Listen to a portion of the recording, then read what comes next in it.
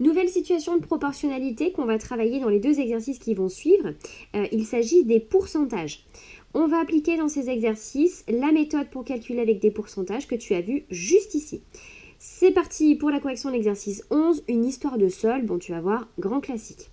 En période de solde, tu souhaites acheter une paire de chaussures. Tu te rends dans ton magasin préféré et tombes sur une paire d'Air Max GT 250X. Toutes les couleurs sont disponibles. T'as trop de chance. Le prix de base est 112 €, mais il y a une remise de 35 €. Première question, déterminer le pourcentage de la remise effectuée. Alors, tu vois que pour 35 € sur un montant de départ de 112 €, on enlève 35 €. Et la question qu'on se pose, c'est quel est le montant qu'il faudrait qu'on enlève si le prix de départ était de 100 €. En gros, ça donne ça. On enlève 35 € par rapport à 112 €. Et nous, ce qu'on veut, c'est combien est-ce qu'il faudrait enlever sur un prix de départ de 100 €. Alors, c'est une situation de proportionnalité. Si ça t'aide à y voir un petit peu plus clair, tu peux te faire un petit tableau dans lequel tu vas renseigner sur la première ligne le montant de la remise, donc en euros, et sur l'autre ligne, ton prix de départ, ton prix de base en euros aussi. Alors ici, sur notre prix de base de 112, on a enlevé 35 €. Et la question qu'on se pose, c'est combien est-ce qu'on enlève pour 100 €. Donc tu vois ici, il s'agit tout simplement d'un calcul de quatrième proportionnel. Tu vas pouvoir refaire le produit en croix.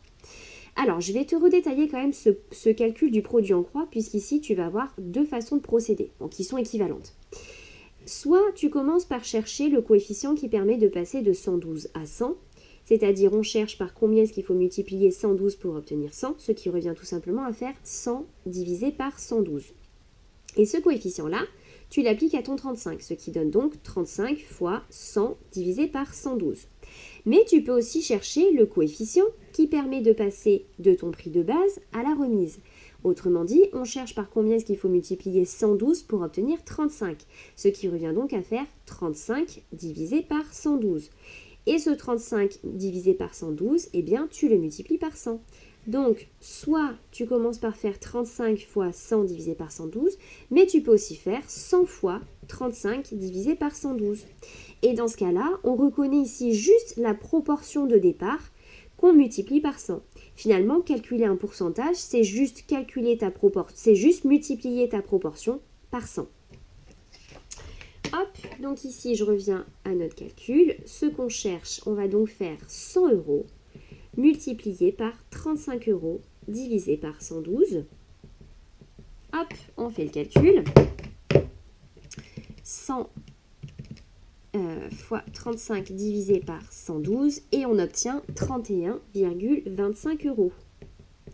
Ce qui veut dire que pour un montant de base de 100 €, on enlèverait 31,25 €. Ce qui veut dire qu'on fait une remise de 31,25 pour 100. Alors on va écrire la remise effectuée est de 31,25%.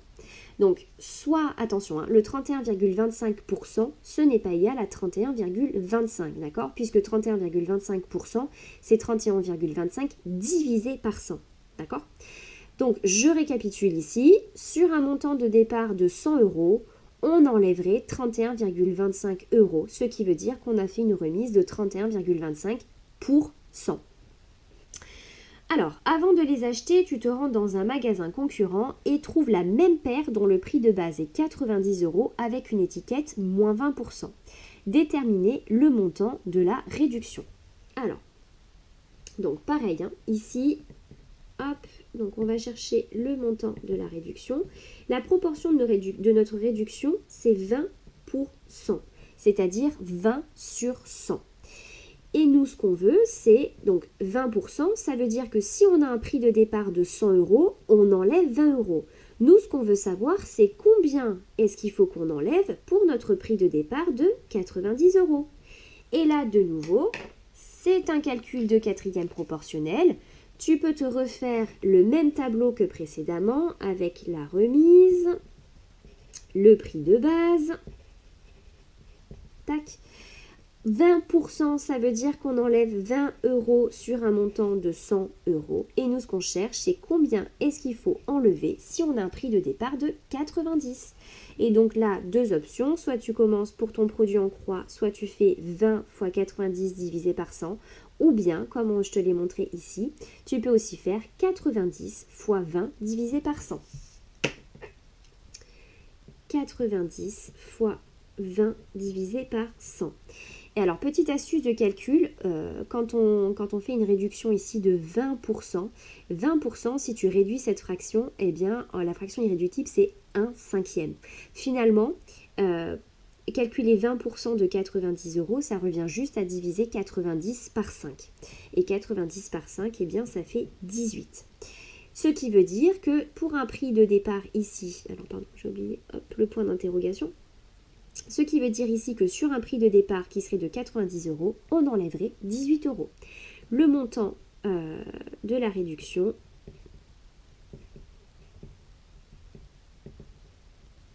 est de 18 €.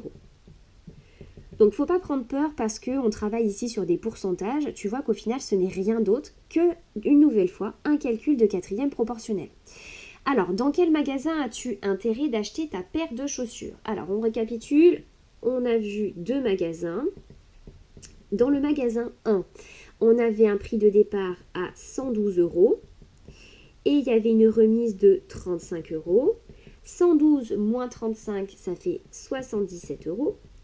Et dans le deuxième magasin, magasin 2, on a vu qu'on avait une réduction de 20%. Et le montant de cette réduction, c'était 18 €. Donc à 90, on enlève 18 € qui fait 72 €. Bon, même si d'après l'énoncé, le magasin 1, c'était mon magasin préféré, je suis quand même pas mariée avec lui et j'ai tout intérêt à aller acheter mes chaussures dans le magasin dans lequel elles sont affichées au plus bas. Donc moi, personnellement, j'irai les acheter dans le magasin numéro 2. Voilà, c'est terminé pour cet exercice.